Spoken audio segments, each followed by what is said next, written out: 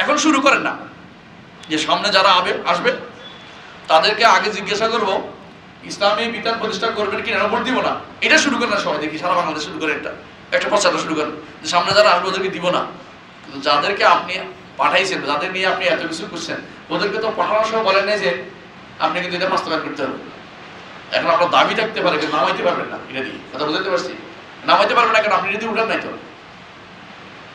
আপনি দাবি করবেন, আপনি মসজিদে বলবেন, মাদ্রাসায় বলবেন, পড়াইতে বলবেন, যেখানে সেখানে বলবেন, রাস্তাঘাটে বলবেন, খেতে বলবেন, চা দোকানে বলবেন, আপত্তি নেই।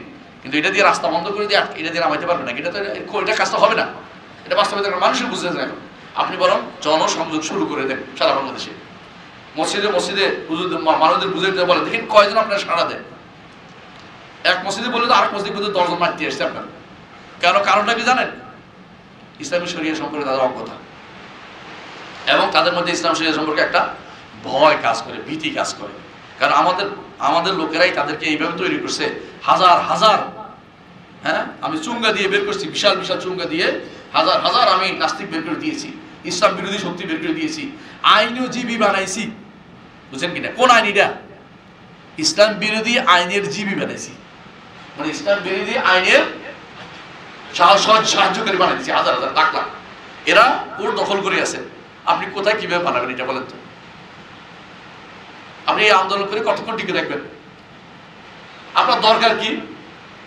গোড়া থেকে শুরু করে, মূল থেকে শুরু করেন, পরিবার, সমাজ, আপনার শিক্ষা ব্যবস্থা, আপনার প্রত্যেকটা কাজ এটা বাস্তবায়ন আপনার কাছ থেকে চাই। আপনি থেকে শুরু করুন, পরিবার থেকে শুরু করুন, আপনি যেখানে দায়িত্ব আছে সেখান থেকে শুরু করুন, দেখবেন তো ঠিক হয়ে যাবে, দেরি হবে না এটা করতে। আপনি চাইবেন না এটা হতে পারে না। কোনো কোনো জায়গায় আমি বলছিলাম না যে ভোট পাইতে হলে কি করে, মাথায় টুপি দিয়ে যায়। আপনি সেরকম অবস্থা বাংলাদেশে আসবে, টুপি নিয়ে আসবে। হাদিসে অপরিদেশে অপরিচিতের বেশি ইসলাম শুরু হয়েছিল, অচিরে তা আবার অপরিচিত অবস্থায় ফিরে যাবে। সাপ যেমন সমৃদ্ধ গর্তে প্রবেশ করে, তত ইসলাম দুই মসজিদ সীমাবদ্ধ হয়ে যাবে। এই হাদিসের ব্যাখ্যা জানতে চাচ্ছি, এটা কি মাহাদি আসার আগে নাকি পরে? এটা হবে আবার যাবে, হবে আবার যাবে। মুসলিমদের কখনো খারাপ অবস্থা যাবে না, একবার ভালো হবে, একবার মাদ্দা জাজার বলে এটাকে, একবার কি বলে এটাকে বলা হয়, হ্যাঁ জোয়ার ভাটা। একবার ভালো হবে, একবার খারাপ হবে, সবসময় খারাপ হয়ে যাবে না, একবার ভালো হবে, একবার খারাপ হবে। এখন অবস্থা বিজনেস করতেছে, মাহাদি আসার পরে আরো খারাপ অবস্থা যাবে, তখন লা ইলাহা ইল্লাল্লাহ বলবে না, বলবে এটা হাদিসে আছে যে আমাদের বুড়োরা বলবে, কাউকে শুনছিলাম লা ইলাহা ইল্লাল্লাহ কালেমাটা শুনছিলাম মনে হচ্ছে, সেটা এই খারাপ অবস্থা যাবে তখন। এর আগে যেটা বলছে এটা এখন বর্তমান সময়ে চলছে বাস্তবতা এটা, যে এখন আপনি যদি আকীদা বিশুদ্ধ চান, শরিয়া যদি বাস্তব পেতে চান, সত্যি সত্যি হারামাইনের মধ্যে সীমাবদ্ধ হয়ে গেছে। এমনকি আশ্চর্যের বিষয় হচ্ছে বাইরে হারাম হলেও হারামাইনি হয় না, বুঝলেন তো? বাইরে অনেক জায়গাতে হারাম হচ্ছে, তাহলে হারামাইনের ফিরে যাওয়ার অর্থ আমরা কিন্তু বুঝি। এখনো ওলামারা হারামাইন শরীফাইনে রয়েছে, সুতরাং বুঝতে হবে যে এটা আমরা এখনই মনে করতেছি এটা। তবে এইভাবে নির্ধারণ করে বলাটা আবার আমরা বলি যে এইভাবে নীতি, তবে এটা হইতে পারে আবার ভালো হইতে পারে, আবারও খারাপ হইতে পারে। এটা নীতি নয় যে আমরা একটা ঘটনাকে, একটা হাদিসকে বা কোনো কিছুকে নির্দিষ্ট একটা বিষয়ের উপর সবসময় জড়িয়ে দেবে, এটা নিয়ম না। যেটা আমাদের তথাকথিত ডলার বাইরে বলে, ডলার বাই বুঝেন তো, ডলার জায়েজ নেই বলে, পরে আবার ডলার পকেট নিয়ে হাঁটে। হাদিসে এসেছে সর্বপ্রথম দিনের সর্বসমাপ্তি ঘটবে সুন্নাহ বিনষ্টের মাধ্যমে, এবার একটি একটি করে সুন্নাহ বিনষ্টের মাধ্যমে পুরো দিন নষ্ট হয়ে যাবে। যেভাবে একটি একটি করে আঁশ বা দ্বিতীয়তে পুরোশি উদা হয়ে যায়। এই হাদিসে ব্যাখ্যা জানতে চাচ্ছি, এটা তো স্পষ্ট না, আপনাদের আমাদের ব্যাখ্যা বুঝতেছি না, স্পষ্ট বুঝেন না। মানে সুন্নাহর উপরে দিনটা প্রতিষ্ঠিত, আপনি যত সুন্নাহ ছাড়বেন তত দিন ছেড়ে দিচ্ছেন। এই দিনটা হচ্ছে সুন্নাহ, সুন্নাহ ওয়াস সাবিল। হুযায়ফা ইবনে ইয়ামান রাদিয়াল্লাহু আনহু বলছেন দিনটা হচ্ছে সুন্নাহ ওয়াস সাবিল, সাবিল ওয়াস সুন্নাহ। যদি কেউ সুন্নাহ ছেড়ে দেয়, দিনের একটা অংশ ছেড়ে দিচ্ছে। এই জন্য এই সুন্নাহ আদর্শ রাসূলুল্লাহ আদর্শের উপর থাকতে হবে। আর সুন্নাতুল খুলাফা আর-রাশিদিন আল-মাহদিয়িন আদু আলাইহা বিন-নওয়াজিজ, যতক্ষণ পর্যন্ত আকীদা ও মানহাজে শুদ্ধ হবে, আপনি ঠিক থাকবেন, তাহলে আপনি ঠিক থাকতে পারবেন। হাদিসে এসেছে ইসলাম পুরাতন হয়ে যাবে যখন কাপড়ের উপর কারুকার্য পুরাতন হয়ে যায়, শেষে এমন অবস্থা হবে যে কেউ জানবে না রোজা কি জিনিস, নামাজ কুরবানি কি জিনিস। ওই যে এটা হাদিসটা একটু আগে বলেছিলাম যে লা ইলাহা ইল্লাল্লাহর ব্যাপারটা, এটা অবস্থা এই হাদিসের ব্যাখ্যা এটা এখন হবে, এটা কখন হবে? লা ইলাহা ইল্লাল্লাহ জানবে না তখন, ইমাম মাহদী আসার পরে যখন মানুষ রাস্তাঘাটে হাইওয়ানদের মতো চলাফেরা করবে, তখন মানে একটা পর্যায়ে চলে যাবে। এখনো সেটা আসে নাই, আলহামদুলিল্লাহ। এখনো আমাদের দায়িত্ব হচ্ছে এইটার আশায় বসে থেকে চুক্তি মেরে এটা হয়ে গেছে চুপ থেকে আমাদের যতটুকু আমার ক্ষমতা আছে অতটুকু ইসলামের জন্য কাজ করে যাওয়া। এটা হয়ে গেছে আমি চুপ করে থাকি, এটা না। আমার দায়িত্ব হচ্ছে এটা আসবে, ইমাম মাহদী খোঁজাও দায়িত্ব না।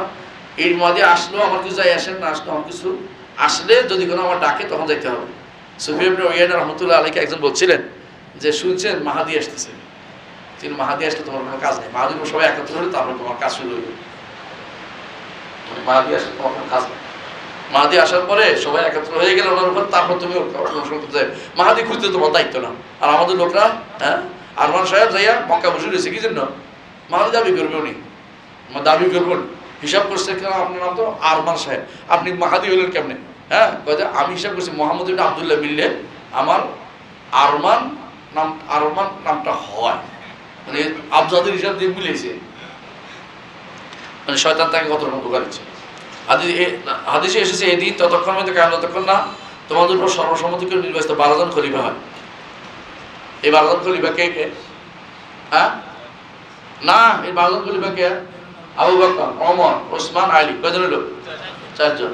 হাসান কয়জন? 5 জন। তারপরে মুআবিয়া রাদিয়াল্লাহু আনহু, হোসেন খলিফা হয়নি। মুআবিয়া রাদিয়াল্লাহু আনহু কয়জন হলো? 6 জন। তারপরে উনি খলিফা হয় না, উনি শুধু এক রাজ্যে ছিলেন, শুধুমাত্র এক রাজ্যে দিয়ে খেলাফত হয় না, খেলাফত হয় পুরো মুসলিমদের, কেউ মানে না ওনাকে। ইয়াজিদ নিঃসন্দেহে খলিফা, এটা বলতে চাই। আপনি দূর করেছেন কেন, দূর রাখছেন কেন? এটা অবশ্যই খলিফা, সে জালেম হোক খলিফা। তারপরে হইল ইয়াজিদ হয় নাই না, আব্দুল মালিক ইবনে মারওয়ান, আব্দুল মালিক ইবনে মারওয়ান, আব্দুল মালিকের ছেলে কে? ওয়ালিদ, ওয়ালিদ। তারপরে সুলাইমান, তারপরে কে? সুলাইমান, সুলাইমান পর ওমর আব্দুল আজিজ, তারপরে ইয়াজিদ, তারপরে হিশাম, শেষ। হিশাম পর্যন্ত শেষ, 12টা হয়েছে। হিশাম শেষ, আগেরটা ইয়াজিদ পর্যন্ত হবে, এটাই। এরপরে ভারত মুসলিম বিশ্ব মানে শক্তিশালী থাকবে কেন বলছে জানেন? এরপরে ভাগ হয়ে গেছে, উম্মতে মুসলিম 2 ভাগ হয়ে গেছে। এক ভাগ কোথায় গেল? স্পেনে, আরেক ভাগ ইরাকে, বাগদাদে। আর মুসলিমদের মধ্যে এত বড় মানে একক ক্ষমতাধর অবস্থা ছিল না কোনোদিন। রাসূলুল্লাহ সাল্লাল্লাহু আলাইহি ওয়াসাল্লাম এই কথাটাই সত্য যে আমাদের এই 12 জন খলিফা হওয়ার পর্যন্ত আমরা শক্তিশালী ছিলাম। রাসূল ওইটাও সত্য যে তিনি বলেছেন 30 বছর পর্যন্ত সরাসরি খিলাফত আলা মিনহাজুন নবুওয়াহ থাকবে, এবং হাসানের রাদিয়াল্লাহু আনহু সহ সেটা কমপ্লিট হয়ে যায়। সুতরাং আলহামদুলিল্লাহ এটাও নবুওয়াতের একটা আলামত, নবুওয়াতের একটা আলামত। নারী নেতৃত্বের ইসলাম কি বলে? নারী নেতৃত্ব ইসলাম কি বলে? কি বলে? আপনারা বলেন হারাম। কি বলে? হারাম। ইসলামী শাসন ব্যবস্থার ইতিহাসে কোনো নারীকে শাসক বা বড় পদে কোনো নিযুক্ত করা হয়েছে এমন কোনো নজির আছে কি? না। জোর করে কেউ করছে, আমরা জুলুম করছে কেউ।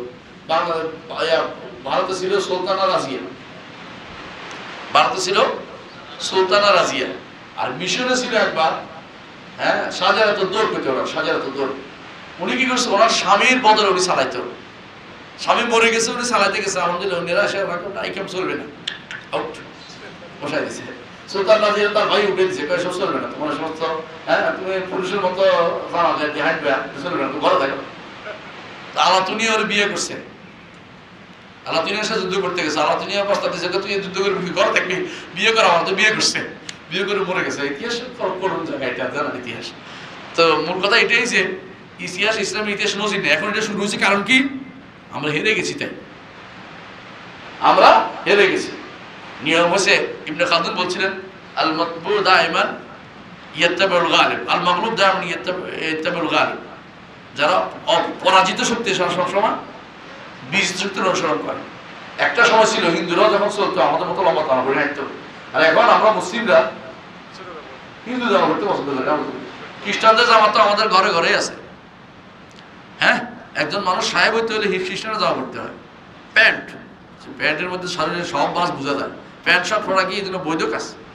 এটা আমাদের শেখ আলবানী রহমতুল্লাহ বলছে এটা 2 কারণে হারাম। একটা হচ্ছে ইউরোপিয়ানদের অনুকরণ, আরেকটা হচ্ছে শরীরের যে জায়গাটুকু ছত্রের মোকাল্লাদা যেটা ডেকে রাখতে হবে, ওইটার মাছ বেশি প্রকাশ পেয়ে যায়। বুঝলেন কথাটা? রুকুতে গেলে, সাজদায় গেলে যারা মাছ প্রকাশ পেয়ে যায় অস্বীকার করবেন? এটা কোন ধরনের কথা? এটা কি শরীরে বৈধ করছে কোনদিন? এটা ইউরোপিয়ানদের কাজ, আমরা কেন নেব এটা? এগুলি যদি বলি আমরা তো খারাপ হয়ে যাবো, কইতে চাই না। আবার আমরা ইজে দিয়ে ইসলাম কায়েম করবেন।